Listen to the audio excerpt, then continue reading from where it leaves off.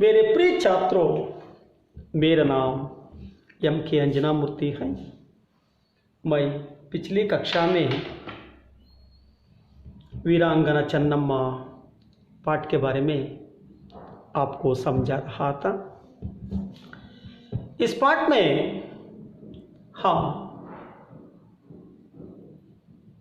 राजा मल्लसर्ज की मृत्यु किस तरह हुई, बाद में कित्तूर राज्य के राजा कौन बना, कित्तूर साम्राज्य का पतन किस तरह शुरू हुई, बाद में अंग्रेज लोगों को कित्तूर साम्राज्य को हड़पने का अच्छा अवसर किस तरह मिला,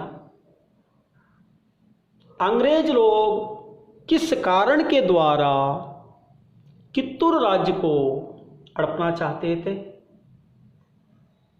कित्तूर चन्नम्मा कित्तूर की रक्षा करने के लिए किस तरह कसम खाई आदि विषयों के बारे में हम जानकर चुके थे। छात्रों, आप सभी को मालूम है कि राजा शिवलिंग रुद्रसर्ज राजा मल्लसर्ज की बड़ी पत्नी रुद्रम्मा का पुत्र था। कित्तूर के राजा शिवलिंग रुद्रसर्ज राजा मल्लसर्ज की बड़ी पत्नी रुद्रम्मा का पुत्र था। राजा मल्लसर्ज की मृत्यु के बाद शिवलिंग रुद्रसर्ज को चन्नम्मा ने कित्तूर की गद्दी पर बिठाया, लेकिन कित्तूर के राजा शिवलिंग रुद्रसर्ज चाटुकारों से गहरी मित्रता किया, कित्तूर की देशद्रोहियों के साथ गहरी मित्रता किया। इससे कित्तूर का पतन शुरू हुआ। बाद में यही राजा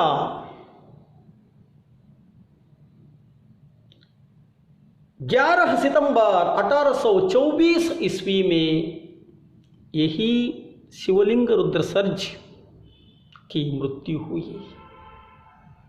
वह अस्वस्थ होकर मर गया। इससे अंग्रेज लोगों को कित्तूर हड़पने का अच्छा अवसर मिला, क्योंकि अंग्रेज लोग भारत में आकर पहले ही कानून बनाए थे कि दत्तक पुत्र को अधिकार नहीं है, क्योंकि राजा शिवलिंग रुद्रसर्ज को संतान नहीं था, निसंतान मरा था वह। इसलिए अंग्रेज लोग कित्तूर साम्राज्य को हड़पना चाहते थे, लेकिन रानी चन्नम्मा गुरुलिंग रुद्रसर्ज नामक बच्चे को गोद लेकर उसे गद्दी पर बिठाकर, उसे सिंहासन पर बिठाकर कित्तूर संभालने की कोशिश किया, लेकिन अंग्रेज लोग इसे नहीं माना। फिर भी वीरांगना चन्नम्मा धीरज से कित्तूर साम्राज्य की रक्षा करने की कसम खाई। कित्तूर राज्य में अंग्रेज सैनिक प्रवेश किया। इससे चन्नम्मा का रक्त खौल उठा। फिर भी वह कुछ ना कर सकी, क्योंकि वह समय नहीं था, अंग्रेजों के साथ लड़ने की समय अभी नहीं थी। वह अंदर ही अंदर अंग्रेजों के साथ लोहा लेने के लिए पूर्व तैयारी कर रही थी। ಆತ್ಮೀಯ ವಿದ್ಯಾರ್ಥಿಗಳೇ, ನಾವು ಇಂದಿನ ತರಗತಿಯಲ್ಲಿ ವೀರಾಂಗನ ಚೆನ್ನಮ್ಮ ಪಾಠದ ಬಗ್ಗೆ ತಿಳ್ಕೊತಾ ಇದ್ವಿ. ಈ ಪಾಠದಲ್ಲಿ ಕಿತ್ತೂರಿನ ರಾಜ ಮಲ್ಲಸರ್ಜ ಹೇಗೆ ಸತ್ತೋದ,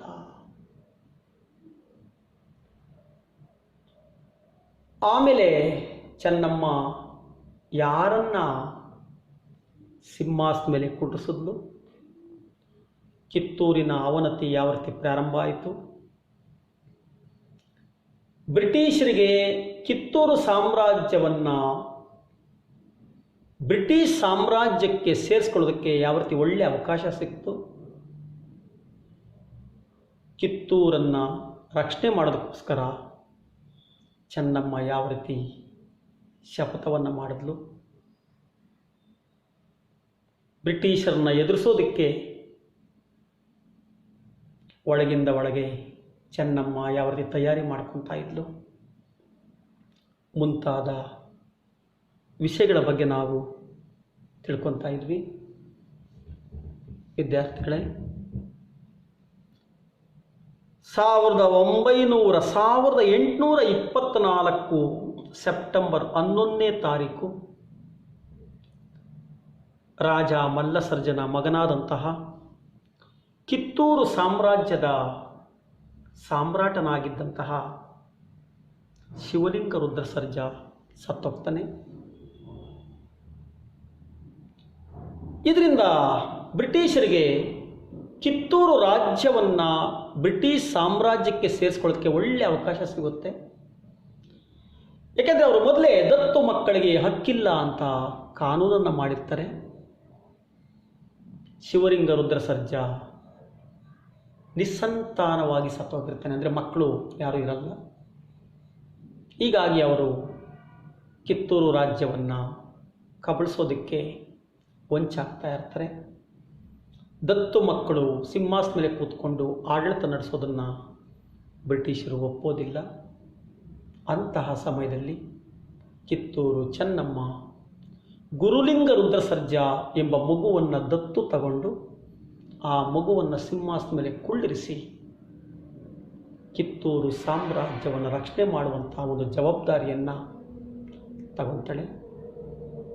ಯಾವಾಗ ಚೆನ್ನಮ್ಮ ಕಿತ್ತೂರು ಸಾಮ್ರಾಜ್ಯವನ್ನು ಬ್ರಿಟಿಷ್ ಸಾಮ್ರಾಜ್ಯಕ್ಕೆ ಬಿಟ್ಕೊಡೋದಿಲ್ವೋ ಆವಾಗ ಬ್ರಿಟಿಷ್ ಸೈನಿಕರು ಕಿತ್ತೂರನ್ನು ಪ್ರವೇಶ ಮಾಡ್ತಾರೆ. ಇದರಿಂದ ಚೆನ್ನಮ್ಮನ ರಕ್ತ ಕುದಿಯುತ್ತೆ, ಸಖತ್ತು ಸಿಟ್ಟು ಬರುತ್ತೆ ಚೆನ್ನಮ್ಮಗೆ. ಆದರೂ ತಾಳ್ಮೆ ತಗೊತಾಳೆ.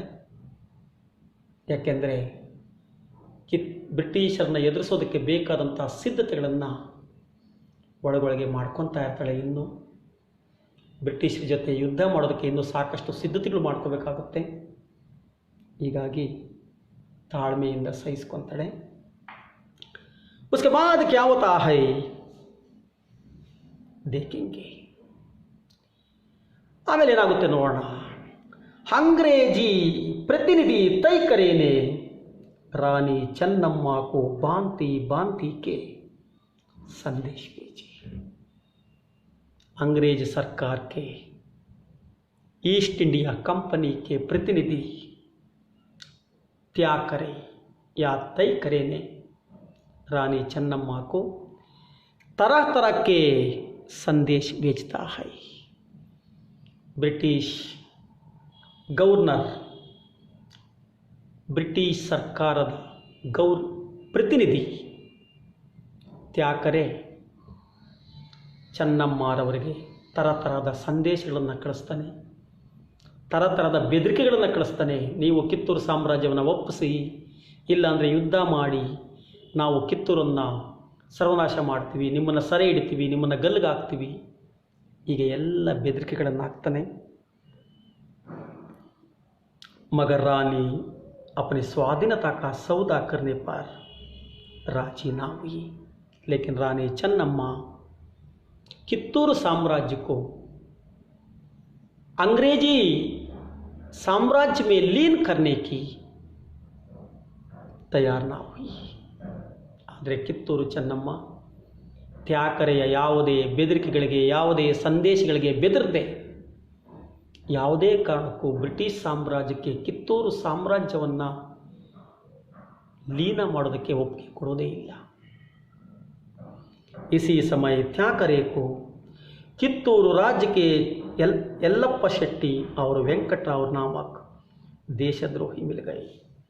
इसके इस तरह 2 बार अंग्रेजों के विरुद्ध चन्नम्मा विजय पाती है, त्याकरे को मारती है।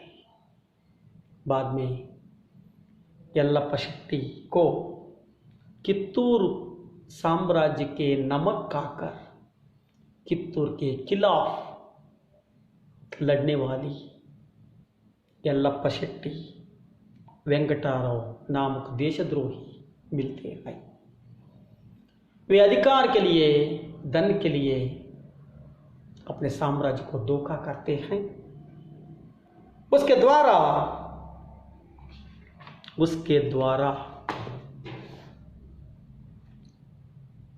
वे खोदने में, जड़ खोदने में लगे थे वेंकटराव और यल्लप्पा शेट्टी। ಈ ರೀತಿಯಾಗಿ ಕಿತ್ತೂರಿನ ಸಾಮ್ರಾಜ್ಯ ಮತ್ತು ಬ್ರಿಟಿಷ್ ಸಾಮ್ರಾಜ್ಯದ ನಡುವೆ ಯುದ್ಧ ಆಗುತ್ತೆ। ಕಿತ್ತೂರು ಚೆನ್ನಮ್ಮ 2 ಬಾರಿ ಬ್ರಿಟಿಷರನ್ನ ಸೋಲಿಸ್ತಾಳೆ। ಆಗ ತ್ಯಾಕರೆ ಕುತಂತ್ರದಿಂದ ಕಿತ್ತೂರು ಸಾಮ್ರಾಜ್ಯವನ್ನು ಪಡೆಯೋದಕ್ಕೆ ನೋಡ್ತಾನೆ। ಆವಾಗ ಕಿತ್ತೂರು ಸಾಮ್ರಾಜ್ಯದ ಸೇನಾಧಿಪತಿಗಳಾದಂತಹ ಯಲ್ಲಪ್ಪ ಶೆಟ್ಟಿ, ವೆಂಕಟರಾವ್ ಅವರನ್ನು ಕರೆಸ್ಕೊಳ್ತಾನೆ ತ್ಯಾಕರೆ। ಅವ್ರಿಗೆ ಒಂದು ಮಾತನ್ನು ಕೊಡ್ತಾನೆ ತ್ಯಾಕರೆ। ಏನದು ಅಂದರೆ, ಕಿತ್ತೂರು ಚೆನ್ನಮ್ಮ ಸೋಲೋದಕ್ಕೆ ನೀವು ಸಹಾಯ ಮಾಡಿದ್ರೆ ಮುಂದಿನ ಕಿತ್ತೂರಿನ ರಾಜ್ಯದ ರಾಜರನ್ನಾಗಿ ನಿಮ್ಮನ್ನು ಮಾಡ್ತೀನಿ। ಅರ್ಧ ಕಿತ್ತೂರು ರಾಜ್ಯದ ರಾಜ ನೀನು, ಅರ್ಧ ಕಿತ್ತೂರು ರಾಜ್ಯದ ರಾಜ ನೀನು ಅಂತ ಆಸೆಗಳನ್ನು ಕೊಡ್ತಾನೆ, ಅಧಿಕಾರದ ಆಸೆಯನ್ನು ಕೊಡ್ತಾನೆ, ಆಮೇಲೆ ಹಣದ ಆಸೆಯನ್ನು ಕೊಡ್ತಾನೆ। ಹೀಗೆ ಯಲ್ಲಪ್ಪ ಶೆಟ್ಟಿ ಕುತಂತ್ರದಿಂದ ಕಿತ್ತೂರು ಸಾಮ್ರಾಜ್ಯವನ್ನು ಪಡೆಯೋದಕ್ಕೆ, ಚೆನ್ನಮ್ಮನನ್ನು ಸೋಲಿಸೋದಕ್ಕೆ उपाय ಮಾಡ್ತಾನೆ। बदले में वे कित्तूर के सभी भेद खोलने और बरसक सहाय करने की तैयार हो गए। ಈ ಯಲ್ಲಪ್ಪ ಶೆಟ್ಟಿ ಮತ್ತು ವೆಂಕಟರಾವ್ ಇವರಿಬ್ಬರು ಕಿತ್ತೂರು ಸಾಮ್ರಾಜ್ಯದ ಉಪ್ಪನ್ನು ತಿಂದು, ಕಿತ್ತೂರಿನಲ್ಲೇ ಹುಟ್ಟಿ, ಕಿತ್ತೂರಿನಲ್ಲೇ ಬೆಳೆದು, ಕಿತ್ತೂರು ಸಾಮ್ರಾಜ್ಯದಲ್ಲಿ ಕೆಲಸ ಮಾಡಿಕೊಂಡಿದ್ದಂಥವರು ಅಧಿಕಾರಕ್ಕೋಸ್ಕರ, ಹಣಕ್ಕೋಸ್ಕರ ಕಿತ್ತೂರು ಸಾಮ್ರಾಜ್ಯಕ್ಕೆ ರಾಣಿ ಚೆನ್ನಮ್ಮರವರಿಗೆ ಮೋಸ ಮಾಡುವಂತಹ ಮಟ್ಟಕ್ಕೆ ಇಳಿತಾರೆ। ಅವರು ಸಂಪೂರ್ಣವಾಗಿ ಬ್ರಿಟಿಷರಿಗೆ ಕೋಟೆ ಎಲ್ಲೆಲ್ಲಿ ದುರ್ಬಲವಾಗಿದೆ, ಸೈನಿಕರು ಯಾರು ಇವರು ಮಾತು ಕೇಳ್ತಾರೆ, ಅವರು ಸರಿಯಾಗಿ ಯುದ್ಧ ಮಾಡದಿರೋ ರೀತಿ, ಮದ್ದುಗುಂಡು, ಕಿತ್ತೂರು ಸಾಮ್ರಾಜ್ಯದಂಥ ಬದ್ದುಗುಂಡುಗಳು ಸಿಡಿಯದ ಹಾಗೆ ಇವೆಲ್ಲವೂ ಮಾಡೋದಕ್ಕೆ ಒಪ್ಕೊತಾರೆ, ಅದೇ ರೀತಿ ಮಾಡ್ತಾರೆ। दोनों ने कित्तूर का शासन भार संभालने का परवाना लेकर चन्नम्मा को दिया। दोनों ने कित्तूर का शासन भार संभालने का परवाना लेकर चन्नम्मा को दिया। दोनों यल्लप्पा शेट्टी और वेंकटराव दोनों अंग्रेजों के पत्र को लेकर चन्नम्मा को दिया। ಚೆನ್ನಮ್ಮ ಕೋ ಲಿಯಾ। ಈ ಯಲ್ಲಪ್ಪ ಶೆಟ್ಟಿ ಮತ್ತು ವೆಂಕಟರಾವ್ ಇಬ್ಬರು ಬ್ರಿಟಿಷರ ಪತ್ರವನ್ನು ತಗೊಂಡು ಈ ರೀತಿ ಕಿತ್ತೂರು ಸಾಮ್ರಾಜ್ಯವನ್ನು ನೀವು ಬಿಟ್ಕೊಡಿ ಅಂತೆಲ್ಲ ಬರೆದಿತ್ತು. ಅದರಲ್ಲಿ ಆ ಪತ್ರವನ್ನು ತಗೊಂಡಿಬ್ಬರು ಚೆನ್ನಮ್ಮರವರಿಗೆ ಕೊಡ್ತಾರೆ. उसे पढ़ते ही चन्नम्मा ने तय करे का पत्र टुकड़े टुकड़े करते हुए कहा। उसे पढ़ते ही, उस पत्र को पढ़ते ही चन्नम्मा ने उस तय करे को पत्र को टुकड़े टुकड़े करके चन्नम्मा ने कहा। ಚೆನ್ನಮ್ಮ ಆ ಪತ್ರವನ್ನು ಓದಿದ ತಕ್ಷಣ ಸಿಟ್ಟು ಮಾಡಿಕೊಂಡು ಆ ಪತ್ರವನ್ನು ಚಿಂದಿ ಚಿಂದಿ ಮಾಡಿ ಹರಿದಾಕಿ ಹೇಳಿದ್ಲು, हमने गोद लेकर अंग्रेजों के विरुद्ध कोई षड्यंत्र नहीं रचे है. ನಾವು ದತ್ತು ತಗೊಂಡು ಕಿತ್ತೂರು ಸಾಮ್ರಾಜ್ಯವನ್ನು ನಡೆಸ್ತಾ ಇದ್ದೀವಿ, ಆಡಳಿತ ನಡೆಸ್ತಾ ಇದ್ದೀವಿ ಅಷ್ಟೇ. ಬ್ರಿಟಿಷರ ವಿರುದ್ಧ ಯಾವುದೇ ಷಡ್ಯಂತ್ರ, ಯಾವುದೇ ಕುತಂತ್ರ ನಡೆಸ್ತಾ ಇಲ್ಲ ಅಂದ್ಬಿಟ್ಟು ತ್ಯಾಕರಿಗೆ ಜವಾಬನ್ನು ಕೊಟ್ಟಲು. ಚೆನ್ನಮ್ಮ ಕ್ಯಾ तय करे के पत्र को जवाब देती है, इसके बारे में हम नेक्स्ट क्लास में जान करेंगे बच्चों. आपको धन्यवाद.